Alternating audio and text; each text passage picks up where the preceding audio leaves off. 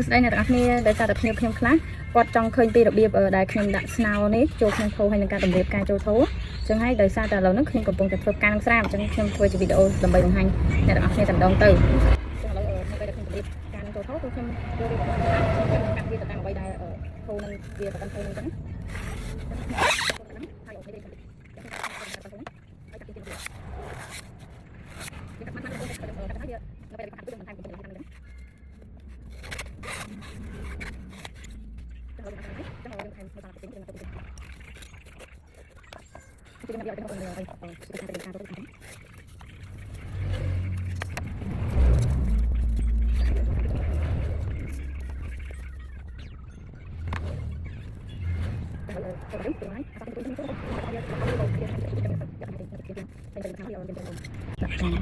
យើងចាប់បានដាក់ការចូលហើយយើងមើលតម្រងកន្លែងណាដែលជាមុខរបស់យើងតែយើងចង់យកវាទៅ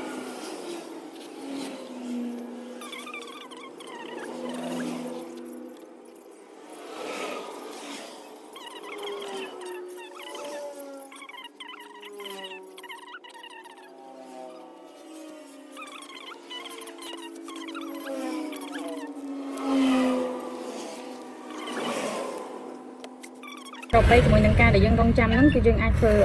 ដាក់កៅបិទស្មៅវាខាងក្រោមបានយើងកុំឲ្យខាតពេលវេលា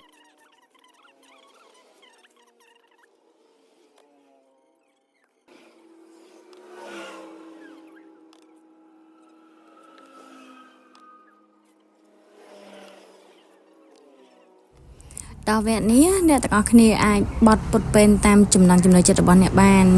អរគុណច្រើនដែលទស្សនាវីដេអូរបស់ខ្ញុំបាយបាយ